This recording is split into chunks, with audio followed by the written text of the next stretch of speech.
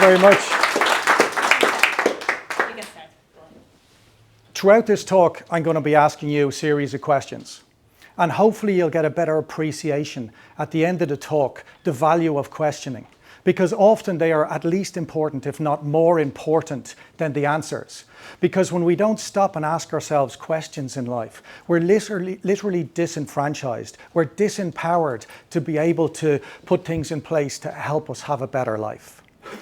I developed a system called Reset, resilience through empowerment, self-awareness, empathy, and time. And people used to come to me and say, Dave, I'm overwhelmed with so much information. I don't know where to begin.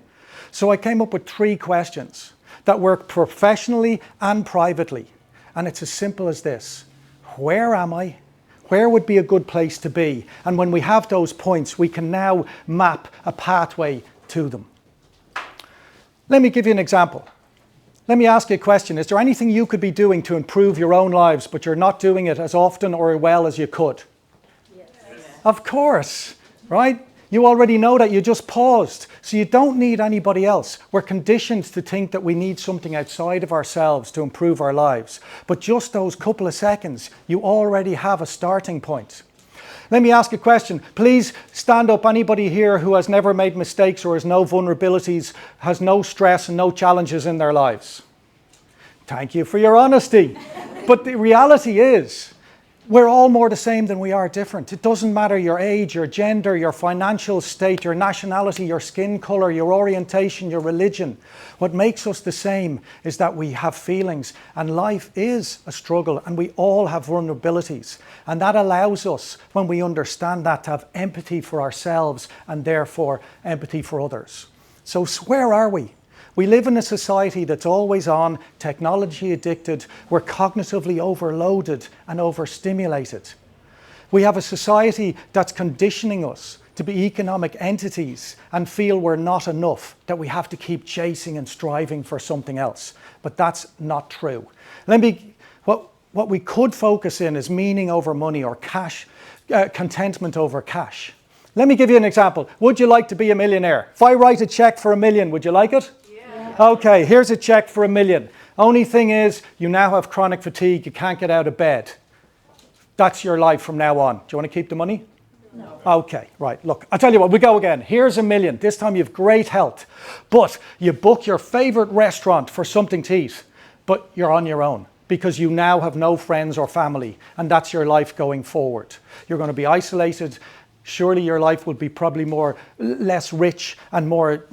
it would be more joyful if we had people in it, wouldn't it? Yeah. Okay, do you want to give me back the money? Oh. Yeah. All right, I'll tell you what. You seem like a nice bunch. Here you go. Here's $1 million, right? This time you have great health, you have amazing friends and family, and you're doing brilliant. You're working for a pharmaceutical company, you're up on the top floor. The only thing is, your success is built on the unnecessary suffering of the children that take it, and it shortens their lives, and you've just discovered that. Do you want to keep in that position? No. No, hopefully not. But that's how we understand meaning and value. Imagine a chair that has 4 legs: health, family and friends, meaning and value, and the last one maybe wealth, financial wealth, so money and possessions. Think about the people you know and yourselves. How many of those legs do we invest in? Often people only invest in 1, maybe 2. Imagine what life would be like to sit on a chair with only 1 or 2 legs. How much energy that would take. How much it would take and how hard it would be to stay upright. But if you had a chair with lots of support, then life would be much easier and you'd be able to flow through it and have more content. But I want you today to not invest in external things, but internal things. The 3 B's, the body, the breathing and the brain. And when you can combine those, you can change how you relate to the world.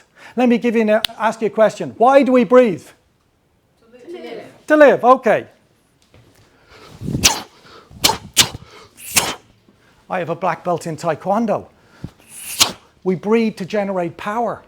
But I also used to gig in the Hard Rock. I studied 9 years by night to get 2 masters, wrote a book while working. I know what it's like to be time pressure and exhausted. What do we consume when we're tired to get a boost? Caffeine. But I found out you can do dynamic breathing, which has the same effect, but not the side effects.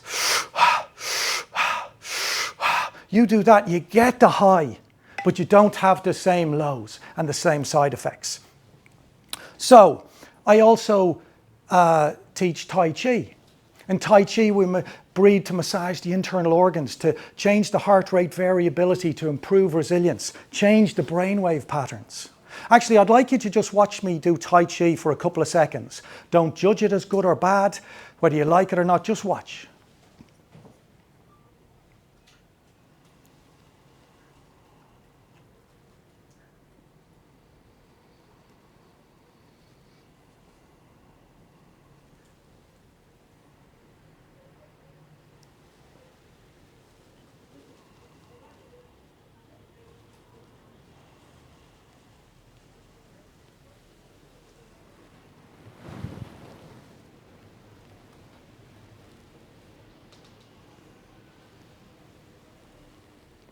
Are you feeling very stressed? How do you feel? Are you relaxed? You're relaxed. Is your breathing fast? Oh my God, he's doing Tai Chi. No, slow and steady. Is your mind racing or is it still? And space. Wow.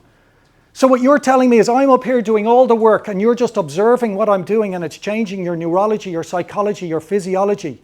You are impacting on your mental, emotional, physical processes by what you take in, by how you breathe, by your posture. I went to a cardiologist to get my heart scanned when I was 50 and he said, give me a lot of money, and I gave him a lot of money and said, you're fine.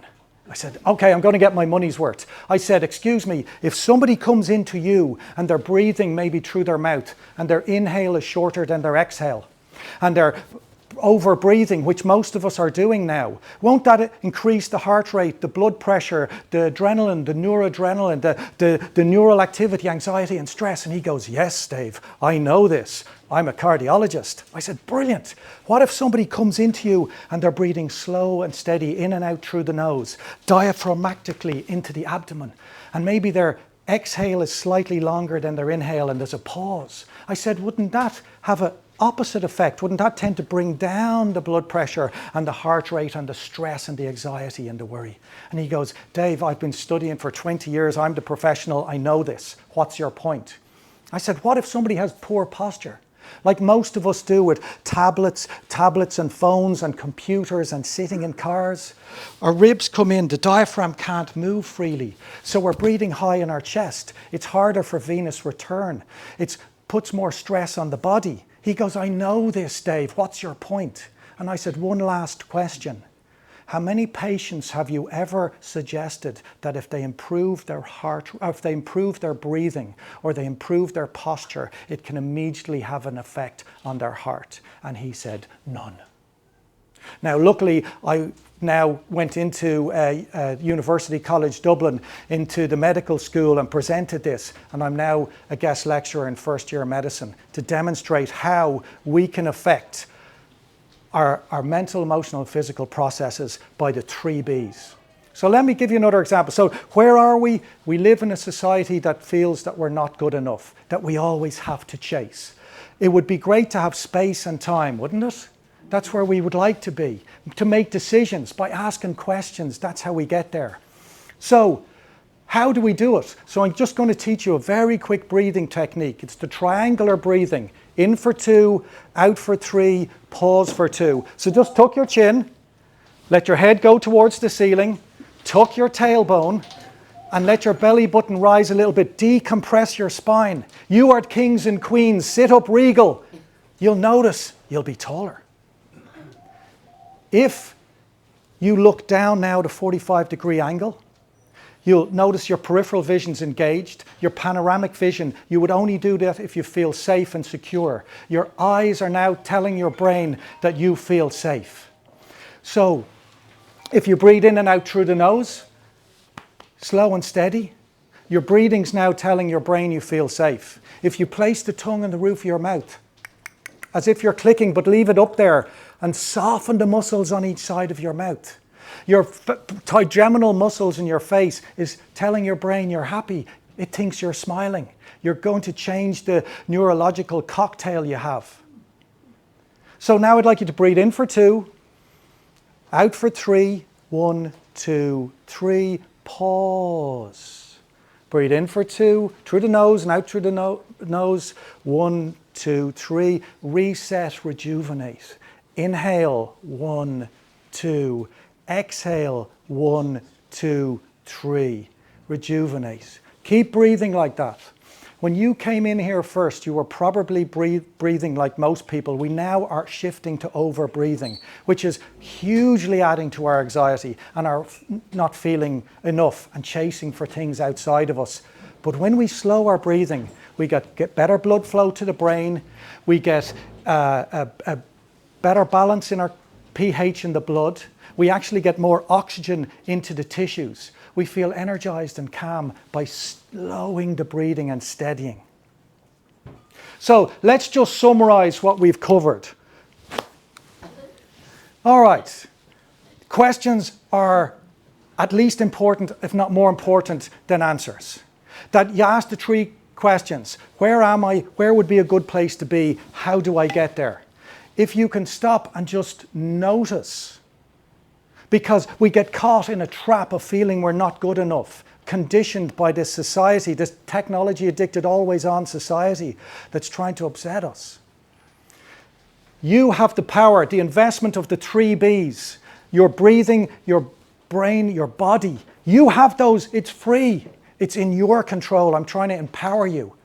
If you know that, you're empowered. If you stop and ask the questions, you become more self-aware. If you know we're more the same than we are different, it's easier to have more empathy. And when you breathe slower and actually engage your panoramic vision, your brain processes time differently. Now, we agreed that we all have stressors and anxiety and challenges in life. So I have 2% eyesight. I'm going to go to bed tonight blind, and I'm going to wake up tomorrow blind. And I know so many different types of breathing and meditation, and that's not going to change. But what does change is how I identify and how, when we can take the time to empower ourselves, we can focus on potential over problems. We don't just focus on obstacles, but on opportunities. It's a way of realizing that when one door opens, always one door closes, other doors open. If you tuck your chin and you let your head rise up and you decompress your spine, you're taller. If you change the trigeminal muscles by just placing the tongue on the roof of your mouth and softening these, you're going to be more smiling. People are going to find you more attractive. You will find yourself more attractive. And if you can focus on what you have over what you don't have, if you're always looking to other people that have more, will you always feel like you aren't as wealthy? Of course. But if you know what you have, even think about what money can't buy. You have the potential to be so successful if you just reset and take the time. Thank you so much.